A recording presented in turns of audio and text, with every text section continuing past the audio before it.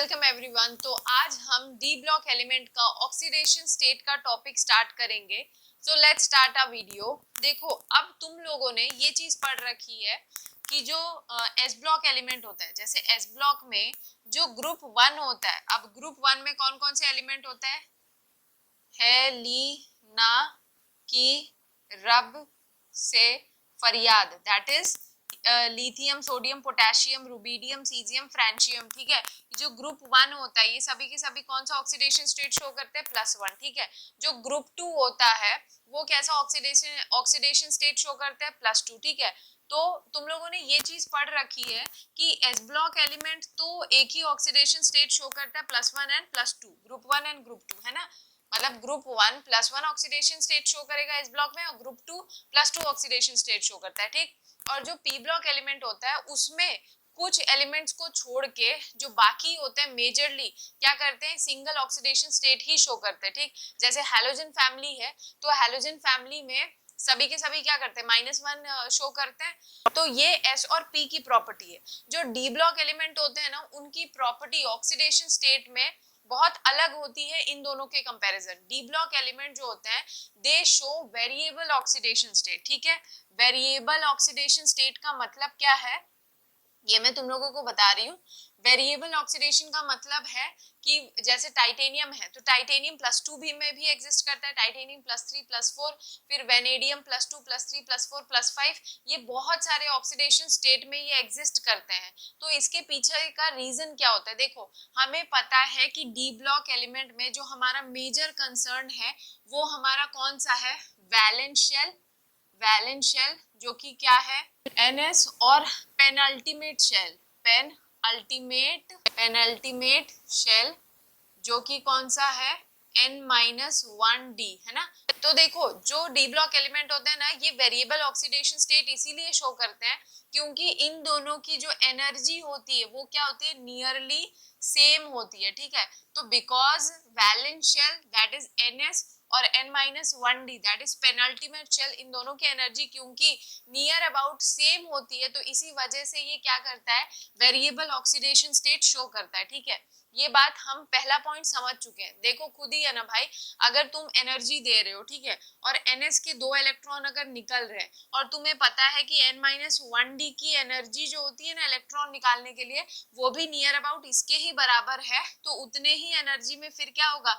जब NS अपने electrons को लूज कर चुका होगा तभी क्या करेगा? N-1D भी अपने इलेक्ट्रॉन्स क्या करता है? लूज करना स्टार्ट करता है, जिसकी वजह से वो वेरिएबल ऑक्सीडेशन स्टेट शो करता है। ठीक है, तो ये बात तुम लोगों को याद रखनी है। ठीक, तो देखो अब हम सेकंड पॉइंट ये समझेंगे कि अगर तुम देखो तो ये सारे ही एलिमेंट्स +2 अपना कॉमन ऑक्सीडेशन स्टेट शो कर रहा है। ठीक है, तो ये कब होता है हमें ये समझना है। हमें पता है NS में कितने इलेक्ट्रॉन्स होते हैं? 2, और N-1D में कितने इलेक्ट्रॉन्स होते हैं? 0 से लेके 10 तक। ठीक है, तो देखो +2 ऑक्सीडेशन स्टेट तब शो होगा जब NS अपने इलेक्ट्रॉन्स को लूज करता है। ठीक है, जब NS यहाँ पे मतलब 4s में से जब इलेक्ट्रॉन निकलेगा ना 2 के 2, तब ये क्या करेगा? अपना +2 ऑक्सीडेशन स्टेट ये 3D सीरीज शो करते हैं। ठीक है, और हायर ऑक्सीडेशन स्टेट कब शो होगा? हायर ऑक्सीडेशन स्टेट तब शो होता है जब NS के 2 इलेक्ट्रॉन के साथ साथ N-1D भी अपना इलेक्ट्रॉन जो होता है लूज करने लगता है। ठीक है, लूज करने लगता है। ठीक है, तो आई होप तुम लोगों को ये फर्स्ट पॉइंट और ये जो हमारा सेकंड पॉइंट है ये तुम लोगों को बहुत अच्छे से क्लियर हो गया होगा। तो देखो अब हम तीसरा पॉइंट समझेंगे जो कि बहुत ही इंपॉर्टेंट है, और वो क्या है? डी ब्लॉक एलिमेंट में, डी ब्लॉक में तुम्हें पता है कि तुम्हें यहाँ पे मेनली किस पे ध्यान देना है? किस पे ध्यान देना है? NS में, NS पे ध्यान देना है जिसमें 2 इलेक्ट्रॉन प्रेजेंट होता है, और N-1D के इलेक्ट्रॉन्स पे ध्यान देना है। ठीक है, इन 2 के इलेक्ट्रॉन्स पे तुम्हें ध्यान देना है। तुम्हें पता है कि NS में जो इलेक्ट्रॉन्स होते हैं वो हमेशा क्या होंगे? पेयर्ड कंडीशन में होंगे। ठीक है, हमें ये बात समझ आ गई कि NS में इलेक्ट्रॉन्स पेयर्ड होते हैं। अब अगर जिसके पास पेयर्ड इलेक्ट्रॉन है और अगर उसे दूसरे एलिमेंट के साथ बॉन्डिंग करनी है तो वो बॉन्डिंग कैसे करता है बताओ? By losing its both electron, losing its both electron, है ना। मतलब ये है कि कभी अगर पेयर्ड कंडीशन में अगर इलेक्ट्रॉन प्रेजेंट है और उस एलिमेंट को अगर दूसरे एलिमेंट के साथ बॉन्डिंग करनी होगी तो वो कैसे बॉन्डिंग करता है, वो अपने दोनों इलेक्ट्रॉन्स को क्या करे, लूज कर दे, सामने वाले को दे दे, तब वो उसके साथ बॉन्ड का फॉर्मेशन कर लेगा। तो जब कोई भी एलिमेंट अपने इलेक्ट्रॉन लूज करता है तो उन दो एलिमेंट्स के बीच का जो बॉन्ड फॉर्मेशन होता है ना, बॉन्ड फॉर्मेशन वो कैसा होगा, हमेशा आयनिक होगा। समझ आया? तो एक बात समझ लो कि अगर तुम्हें कोई कंपाउंड दिखता है जिसमें कि ट्रांजिशन एलिमेंट +2 ऑक्सीडेशन स्टेट अगर शो कर रहा होगा तो एक बात समझ जाना कि वहां पे जो दो एलिमेंट के बीच का बॉन्ड फॉर्मेशन है वो कैसा बॉन्ड है, आयनिक बॉन्ड है। समझ आया? ये बहुत इंपॉर्टेंट पॉइंट है, इस चीज को समझ लो। ठीक, अब मैं तुम लोग को एक एग्जांपल समझाती हूँ पी ब्लॉक का। वो क्या है, PCl5।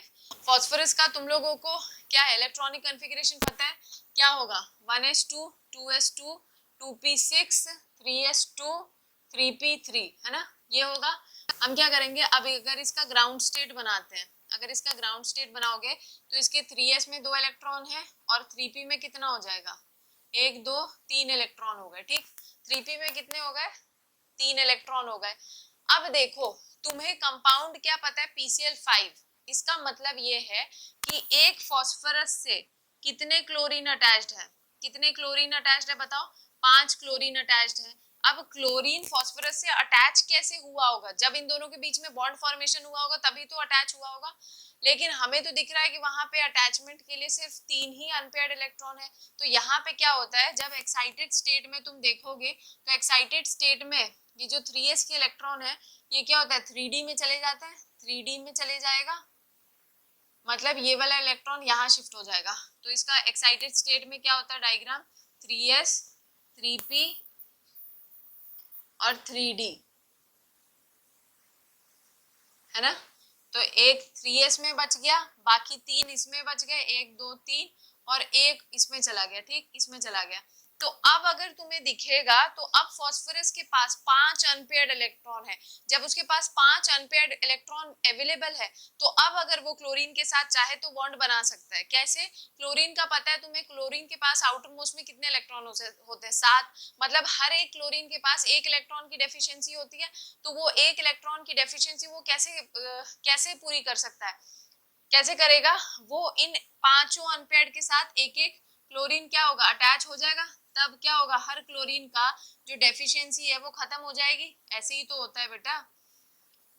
तो इसका मतलब तुम्हें यहाँ पे ये सारी कहानी समझाने का पर्पस क्या था, पर्पस यहाँ पे ये था कि अगर कभी भी अनपेयर्ड इलेक्ट्रॉन प्रेजेंट होते हैं, अगर कभी भी अनपेयर्ड इलेक्ट्रॉन प्रेजेंट होते हैं और अगर अनपेयर्ड वालों को बॉन्ड फॉर्मेशन करना होता है तो वो बॉन्ड फॉर्मेशन कैसे करते हैं, by sharing of electron, by sharing of electron. और जहां पे भी इलेक्ट्रॉन शेयर होते हैं ना, यहाँ पे क्या हो रहा है, फॉस्फोरस और क्लोरीन के बीच में शेयरिंग ही तो हो रहा है।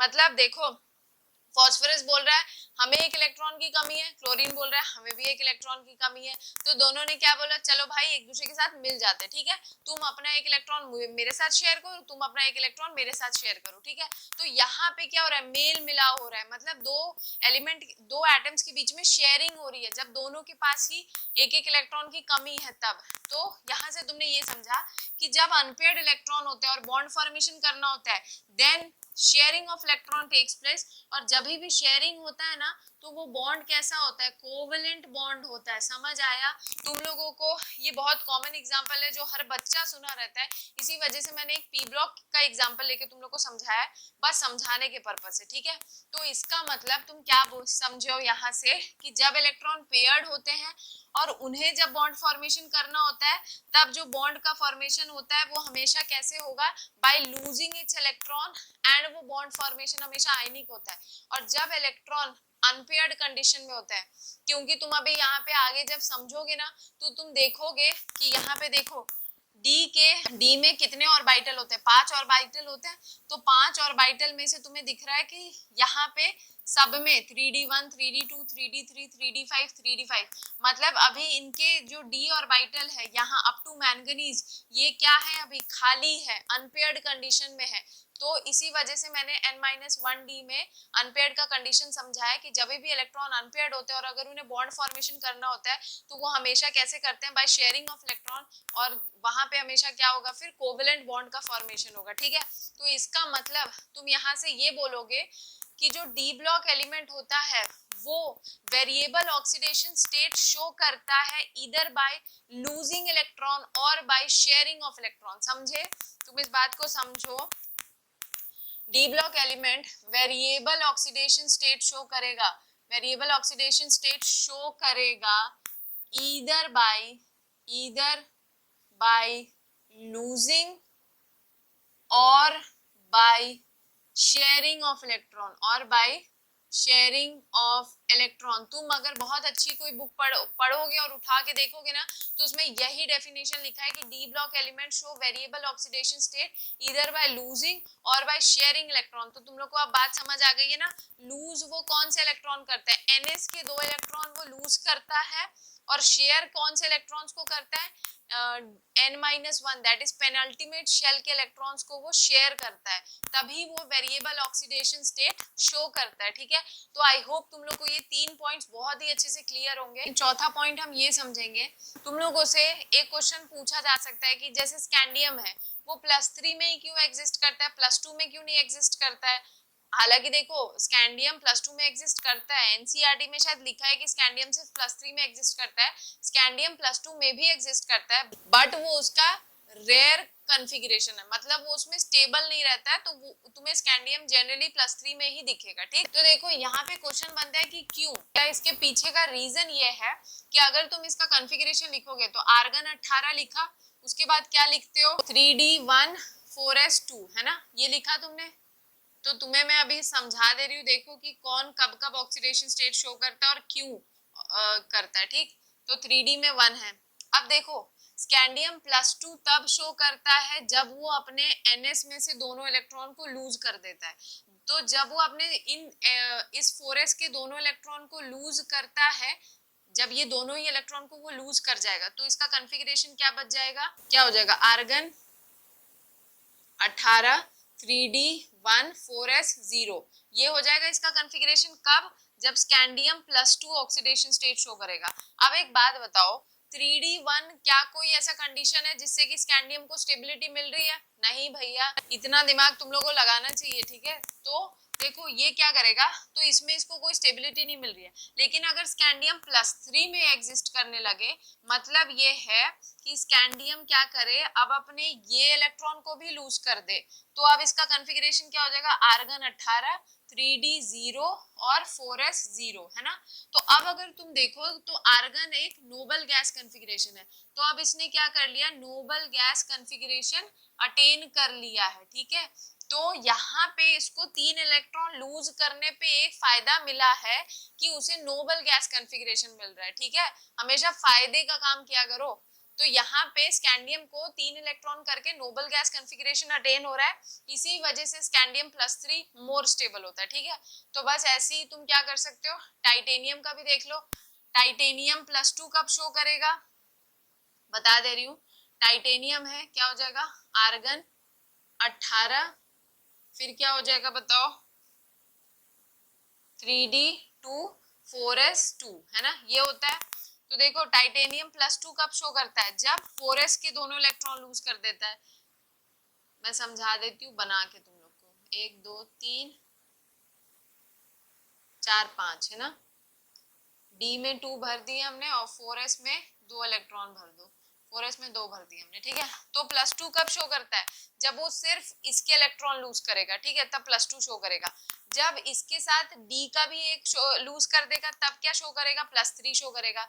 जब इसके साथ D के दोनों लूज हो जाएंगे तब टाइटेनियम क्या शो करेगा, +4 शो करता है। ठीक है, इसी तरीके से बाकी में भी होगा। अगर वेनेडियम बनाते हो तो वेनेडियम में क्या हो जाएगा बताओ, कॉन्फ़िगरेशन क्या था, 3d3 4s2, आर्गन 18 तो याद रखना यार, बार बार लिखने की जरूरत नहीं है, 3d3 4s2, है ना।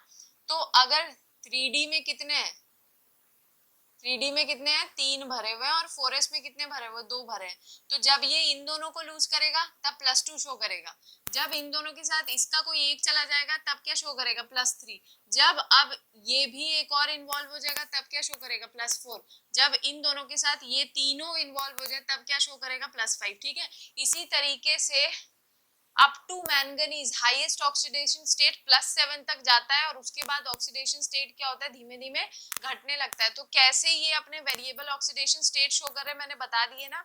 जब से NS के साथ N-1D के भी इलेक्ट्रॉन को लूज करने लगता है तब वो अपना वेरिएबल ऑक्सीडेशन स्टेट शो करता है। तुम लोग को अब एक पॉइंट यहाँ पे क्लियर करना है, वो ये है कि देखो यहाँ पे मैंने तुम लोगों को एक स्क्वायर शेप में नंबर्स को इंक्लोज करके लिखा हुआ है। तो देखो ये जितने भी स्क्वायर शेप में ये जो नंबर्स लिखे हुए हैं ये इन एलिमेंट के मोस्ट स्टेबल कॉन्फ़िगरेशन है। ठीक है, ये इन एलिमेंट्स के सबसे स्टेबल कॉन्फ़िगरेशन है। स्कैंडियम का सबसे स्टेबल कॉन्फ़िगरेशन होता है +3, टाइटेनियम का कौन सा होता है, +4, वेनेडियम का क्या होता है, +5, और इसका क्रोमियम क्या होता है, +6, मैंगनीज का क्या होता है, +7।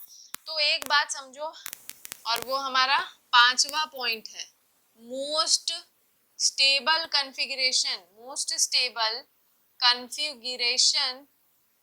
shown by transition element is when they attain either noble gas configuration और D0 होना चाहिए, D5 होना चाहिए हाफ फिल्ड, या फिर D10 होना चाहिए। समझ आया? कहने का क्या मतलब है, किसी भी 3D सीरीज का सबसे स्टेबल कॉन्फ़िगरेशन तब होता है जब उसे उस कॉन्फ़िगरेशन से कोई ना कोई फायदा मिल रहा हो। समझ आ रहा है?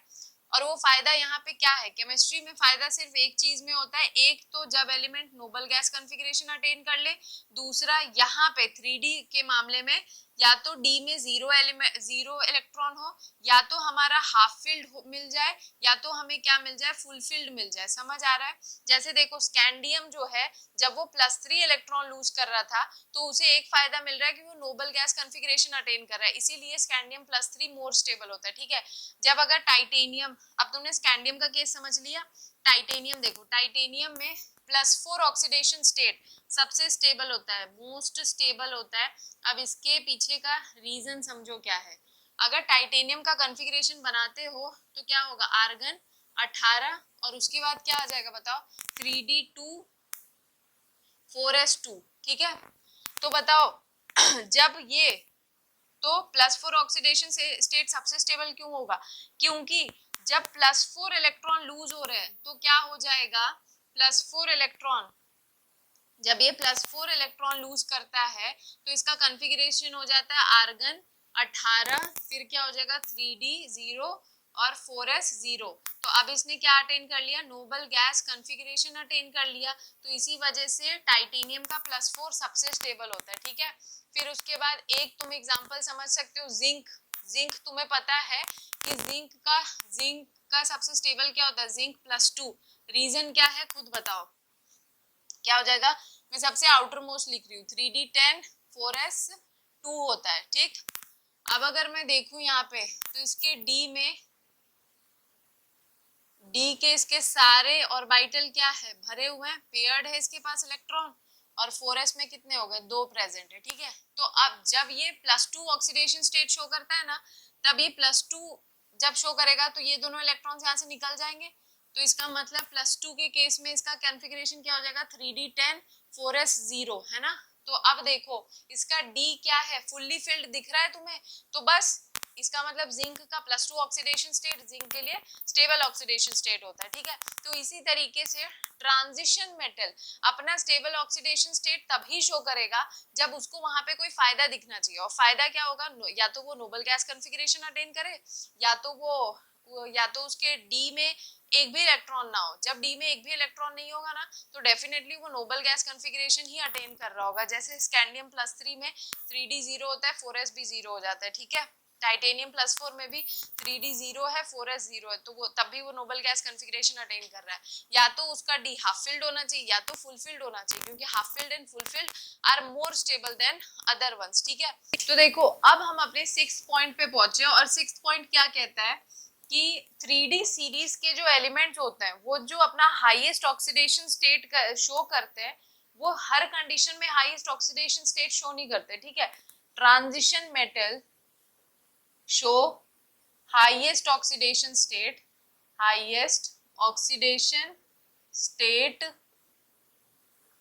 in compound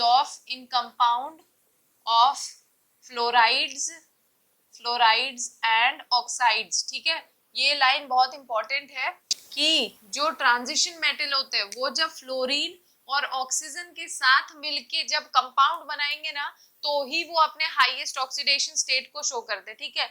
because they both are electronegative, क्योंकि जो बहुत ज्यादा इलेक्ट्रोनेगेटिव होगा उन्हीं की टेंडेंसी होगी कि वो उनसे मैक्सिमम से मैक्सिमम इलेक्ट्रॉन अपनी तरफ विड्रॉ कर लेते हैं और फिर ये एलिमेंट वही ऑक्सीडेशन नंबर शो करते हैं, ठीक है। जैसे एग्जांपल में मैं बताती हूँ CrO2 Cl2, ठीक है। इसमें जो क्रोमियम होता है ना, इसका मैक्सिमम ऑक्सीडेशन स्टेट तुम्हें दिखेगा और वो क्या होता है +6, और तुम्हें दिख रहा है कि क्रोमियम का मैक्सिमम ऑक्सीडेशन स्टेट क्या होता है +6। फिर MnO4- होता है, इसमें जो मैंगनीज का ऑक्सीडेशन स्टेट होता है वो कितना निकल के आता है हमारा +7, ठीक है। Chromium is linked to oxygen, hence show highest oxidation state. Manganese is linked to oxygen, hence show highest oxidation state, that is +7. and then comes V2O5 जिसमें कि वेनेडियम ऑक्सीजन से लगा है, तो ये यहाँ पे +5 ऑक्सीडेशन स्टेट शो करता है, ठीक है। तो ये एग्जाम्पल थे और ये हमारा पॉइंट नंबर 6 था। अब हम पॉइंट नंबर 7 समझेंगे।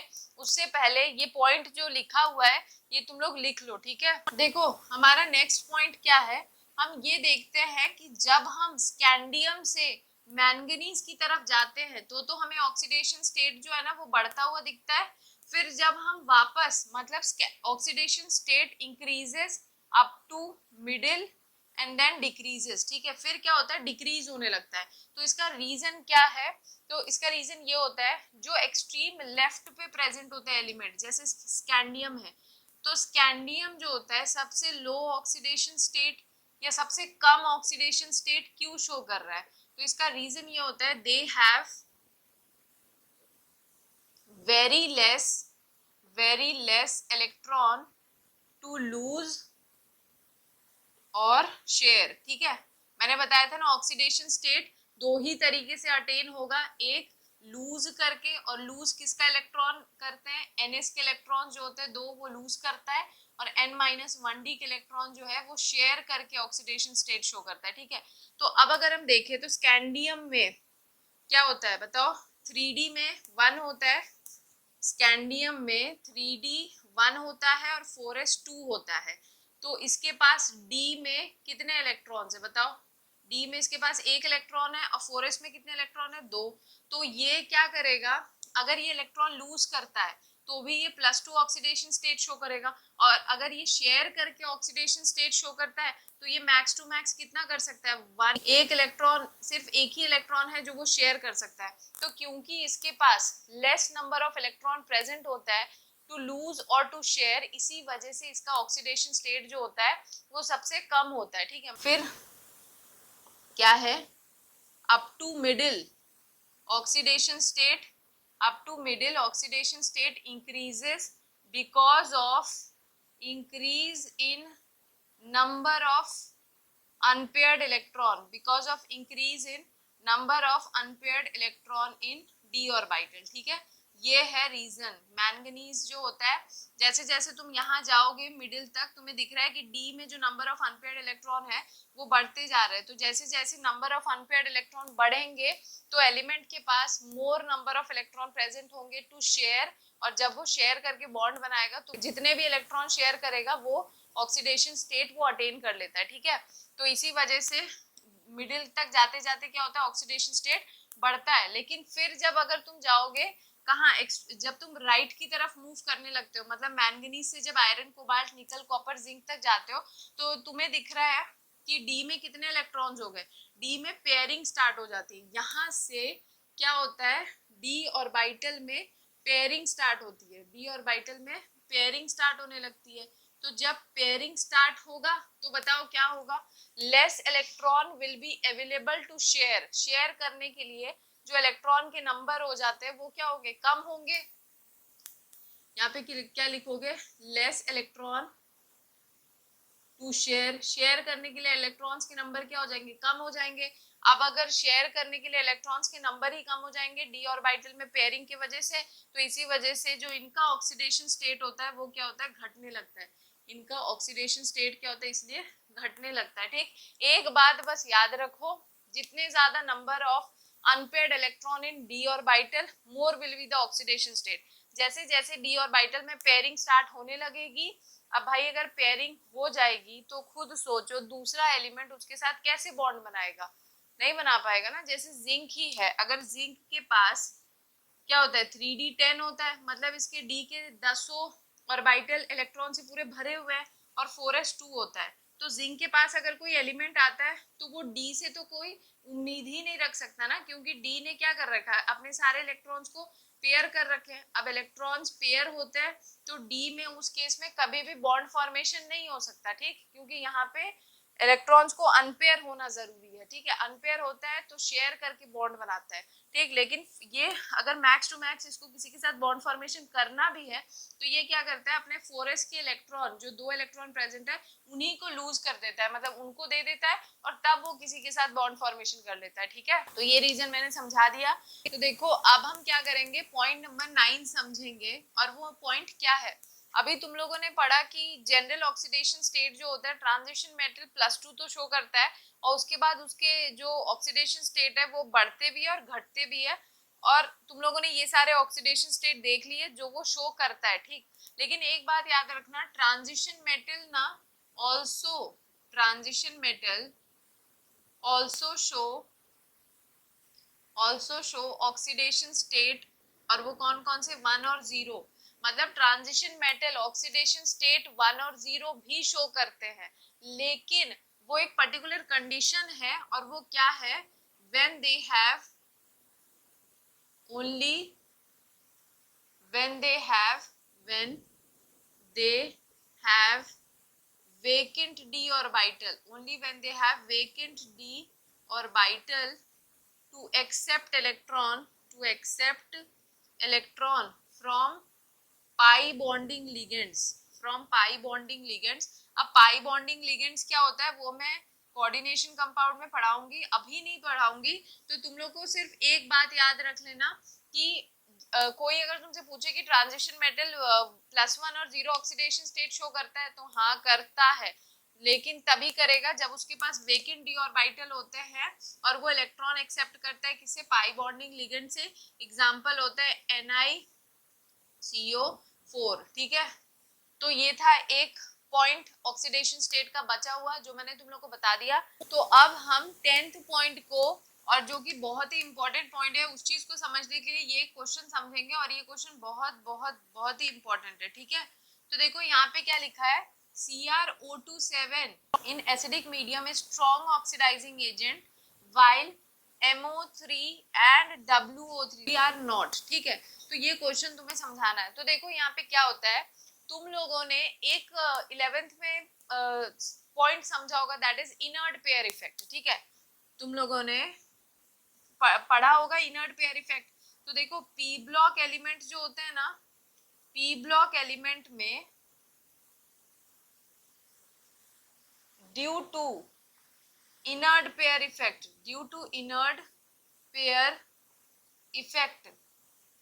क्या होता था, heavier metal are more stable in low oxidation state. ठीक है, ये पॉइंट मैंने लिख दिया है। अभी मैं इनर्ट पेयर इफेक्ट और ये नहीं समझाऊंगी, बस मैं कंपैरिजन के लिए बता रही हूँ। देखो पी ब्लॉक एलिमेंट में क्या होता था कि जो जैसे जैसे तुम डाउन द ग्रुप आते थे ना, तो क्या होगा कि अगर कोई +1 ऑक्सीडेशन स्टेट है और कोई +3 ऑक्सीडेशन स्टेट है, तो हेवियर मेटल क्या होता है, हमेशा लो ऑक्सीडेशन स्टेट में ज्यादा स्टेबल होता था, और उसका रीजन ये होता है इनर्ट पेयर इफेक्ट, ठीक है। लेकिन डी ब्लॉक एलिमेंट में क्या होता है, डी ब्लॉक एलिमेंट में क्या होता है, यहाँ पे जो हैवियर मेटल होता है, जो हैवियर मेटल है ना, वो किस में स्टेबल होते हैं, heavier metal are more stable, are more stable in high oxidation state. वो किस में स्टेबल होते थे, they are more stable in high oxidation state. तो ये लाइन डेफिनेटली याद रखना कि डी ब्लॉक एलिमेंट में जैसे जैसे तुम डाउन द ग्रुप जाओगे ना, तो वैसे वैसे जितना ज्यादा हाईएस्ट ऑक्सीडेशन स्टेट होगा ना, वो उसका मोर स्टेबल स्टेट होगा, ठीक है। तो अगर तुम देखो क्या होता है, क्रोमियम, मोलिब्डेनम, टंगस्टन ये ऐसे प्रेजेंट होता है, तो डाउन द ग्रुप जा रहे हो तो मोलिब्डेनम एंड टंगस्टन नीचे लाई करते हैं, क्रोमियम ऊपर लाई करता है। तो होता क्या है, Cr2O7 में जो Cr2O7 -2 है, वो किस में प्रेजेंट होता है, देखो खुद निकालो, 2x - 14 = -2। तो अगर इसे सॉल्व करोगे तो क्रोमियम कौन से ऑक्सीडेशन स्टेट में लाई कर रहा है, +6 में, ठीक है। तो क्रोमियम यहाँ पे +6 ऑक्सीडेशन स्टेट में लाई करता है, जो कि उसके लिए स्टेबल ऑक्सीडेशन स्टेट नहीं होता है। क्रोमियम किस किस ऑक्सीडेशन स्टेट में लाई करता है, +6 में लाई करता है, +6, हालांकि लाई तो +2 +3 +4 +5 +6 में भी करता है, लेकिन मैंने यहाँ पे दिखा रखा है ना कि मोर स्टेबल ऑक्सीडेशन स्टेट इसके कौन कौन से होते हैं, +6 और +3। लेकिन हमें पता है कि कंपैरिजन वाइज मोलिब्डेनम और टंगस्टन जो होता है, क्योंकि वो डाउन द ग्रुप लाई करते हैं, तो they are more stable, they are more stable in high oxidation state, they are more stable in high oxidation state, ठीक है। लेकिन क्रोमियम जो है वो अपने लो ऑक्सीडेशन स्टेट में ज्यादा स्टेबल है, मतलब अगर +3 और +6 ऑप्शन आते हैं तो क्रोमियम +3 में रहना ज्यादा पसंद करेगा एज कंपैरिजन टू +6। तो क्या होता है ना, क्रोमियम +6 से +3 में अपने आप को चेंज कर लेता है बाय एक्सेप्टिंग इलेक्ट्रॉन, इलेक्ट्रॉन को एक्सेप्ट करके। और इलेक्ट्रॉन को एक्सेप्ट करना मतलब रिडक्शन करना, और रिडक्शन करना मतलब it will behave as a strong oxidising agent, ठीक है। ये बात आई थिंक समझ आया होगा। तो मोलिब्डेनम एंड टंगस्टन क्यों नहीं अच्छे ऑक्सीडाइजिंग एजेंट की तरह एसिडिक मीडियम में बिहेव कर रहे हैं, ठीक है।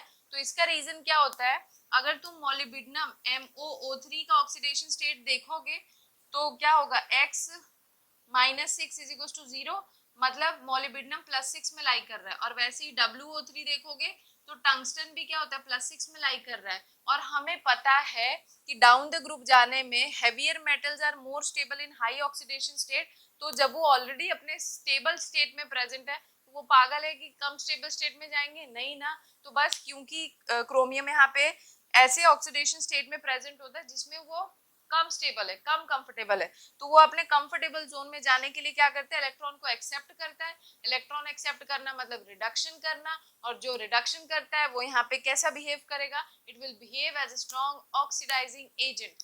तो आई होप ये जो पॉइंट 10 था बहुत अच्छे से समझ आया होगा, ठीक है। तो देखो नेक्स्ट पॉइंट क्या समझाना है मुझे, ये हमारा मान के चलो 11th पॉइंट है, ठीक है। there is a reduced tendency there is a reduced tendency there is a reduced tendency of higher oxidation state toward end of the series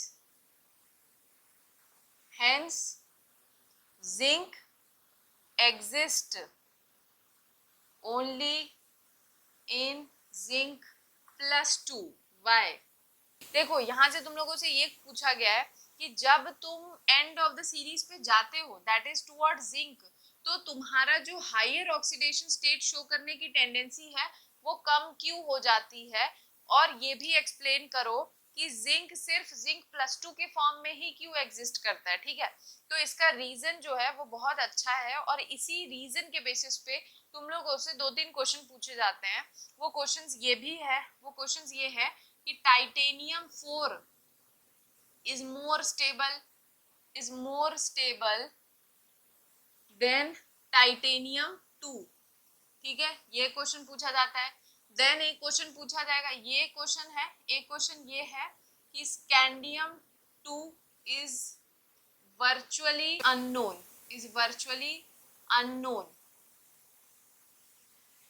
Y, ये एक्सप्लेन करो, ठीक है।